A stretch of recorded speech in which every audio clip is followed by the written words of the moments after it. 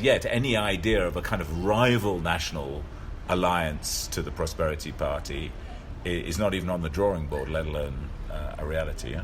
I mean, I think that's right, and I think we have to wait and see how things unfold. But maybe the piece that's missing there is the potential for an alliance of regional parties.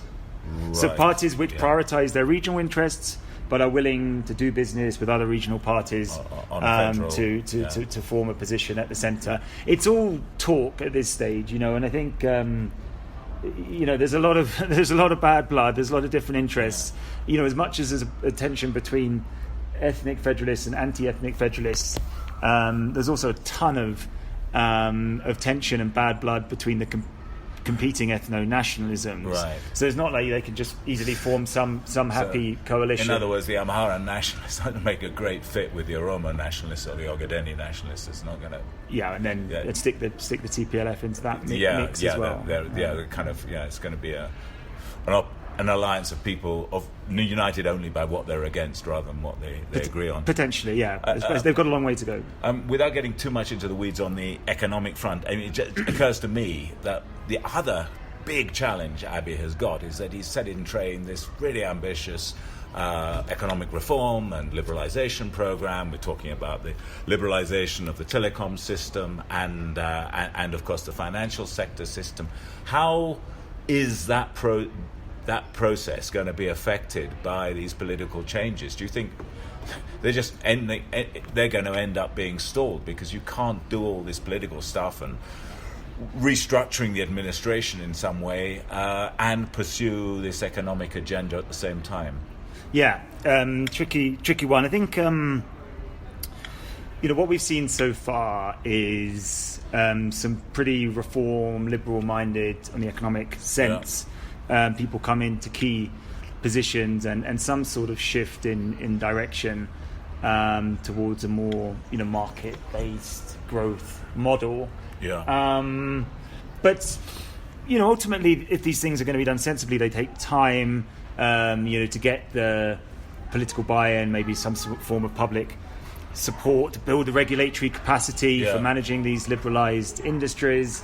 Stuff's happening. Looks like Telecoms is first in line. Yeah. I don't know too many people who, starkly oppose the end of a state monopoly in telecoms. Especially journalists trying to use the internet. There are people, and and it's based on. There's no need to get into that, but I think that's a relatively uncontroversial piece of liberalisation. Yeah. But like other things like wholesale liberalisation, financial sector, there's quite a lot of opposition to that. That's the Ethiopian ideological opposition. Yeah, so the Ethiopian political scene is focused on leftist politics generally, right. Sure. And I think there's just a widespread suspicion about the benefits of increased competition through the private sector, and also I think there's some of the government's quite impressive achievements in terms of state-led development are for many people the most impressive part of its legacy, the EPRDF legacy, and to totally move against that is problematic.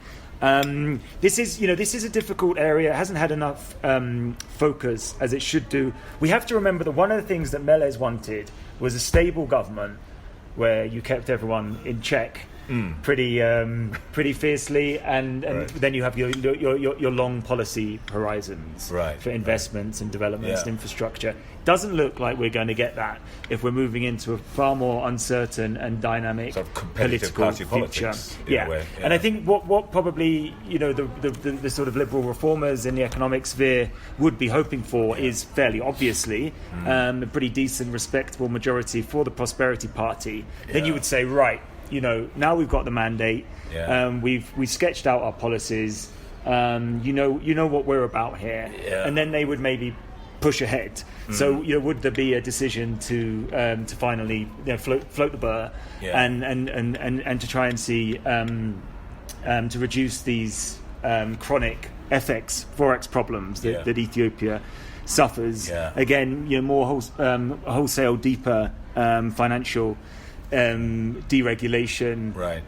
Pushing ahead with the sort of sketched out plans for privatisation and liberalisation. Stock exchange. That sort of thing, and there's sort of railways and sugar and the PPPs, the public-private partnerships they're looking for in power. I think if Abiy gets a mandate and if the PP therefore has a majority, you're in a better position to go to the investors and everyone else you're working with and say, we're in power now, we've got a minimum of 5 years, let's get down to business. Trying to do the economic reforms at the moment, I think, as you've sketched out, is a kind of piecemeal, slightly odd thing, because we still have the same government in power. Technically, there's been the public's had no chance to have a say, and without being too critical, it has been a slightly kind of narrow reform process at the moment, with a new prime minister coming in, making appointments of a certain type, and then them getting ahead and pushing this agenda. Post-election, there'll be a lot more confidence to embark on deeper reforms, I think. Fast up. Then finally, the area I wanted to get into was also the region. You pointed out, and in your writings you've also pointed out how important Ethiopia is. That this has to be a success for Ethiopia, but also very important signals to the region about positive transformation and so on. And I think it's fair to say regional policy has been a bit of a mixed bag. We saw all the triumphalism last year when Prime Minister Abiy flew up to Asmara, met with the Eritrean president, Isaias Afwerki, and this may be inaccurate, but the sense I get is that process looks a bit stalled, and the reason why it looks stalled is that President Isaias is a veteran at playing people off against each other, and what he seems to have done is he's got what he needed to get out of it, and some people would say he's had sort of revenge on his old ideological foes in the Tigrayan region, and he doesn't actually want to move forward with in a concrete way on this, so it's sort of stalled. Could we start off on the Eritrea issue? What? Yeah, sure. I think that just gives me a chance to drag the whole thing back to domestic politics. Really. Yeah, I'm sure it does in a way. I don't want to. Obviously, I don't know exactly what's going through the president's head in Asmara. I don't think anyone does. But I think what you sketch out there does seem to be important. Maybe if we start off with a more positive spin on the situation. Decades of a standoff, no diplomatic relations whatsoever. And a horrendous war. A horrendous war. Eritrea hugely isolated as a result. Again, I said that we can't expect liberal democracy in Ethiopia overnight or in 18 months. Well, why would we expect this rapprochement process to, result in some sort of really fully fledged, sprouting of regional cooperation, bilateral cooperation, increased trade, and all the rest. It's going to take time, and it really has taken time. And I think that should be understood. There's obviously a bit of a dilemma of the international community when it comes to Eritrea still. The classic, do we assist them and understand them and try and coax them into something more in line with our international norms, or do we scold them and isolate them and punish them for their perceived disobedience? I think that game is still being played, especially when people see this stop-start peace process. But that said, I think we do have to look at the core political issues here, and you've described them. I think that President Isaias saw the emergence of Prime Minister Abiy from within the TPLF, within the EPRDF, and then the downgrading of the TPLF status. I think he saw that as a fundamental change in the Ethiopian political power structure, and of course it has been. But what it has not led to is the disappearance of the TPLF from the scene in Mekelle and Tigray, and in fact quite the opposite. Because the TPLF's lost federal power, it's bolstered its regional its regional presence there, certainly in terms of personnel. We just have a bunch of formerly powerful federal ministers. Now they're running the regional government there. Right. Now, it's not clear what the calculations were. It certainly isn't clear, what type of pressure people are planning to bring to bear on the TPLF. But at the moment, sadly, we're somewhat stuck. unless there is a change of government in Mekele, unless there is a change of government in Asmara, then it just isn't that clear how we can remove this quite important political obstacle to furthering of the peace process. And I'm not saying that people that think that positive things cannot happen on the margins here. Yeah. There can be preliminary work, there could be joint infrastructure projects. Yeah. Hopefully the borders can reopen after being closed, then open, now closed. Hopefully they can reopen, and then we could see work on regulating trade and migration and this type of thing. But at the moment, there does seem to be quite a significant political obstacle in terms of the continued very bad relations between the TPLF and Isaias, and I think that is a major blockage to the peace process. So the hope there is for some kind of incremental improvement, and then maybe after changes next year with the elections, it could speed up, but we're not looking at any big improvements in the short term. I think that's a reasonable description, sort of incremental, more technocratic, bilateral work. Eritrea gradually re-entering the regional scene, the international scene, as it has been doing to some extent. We've had sanctions removed, and then at some point we need some major leaps forward in the politics, and then it will unlock the whole thing in a much more substantive way.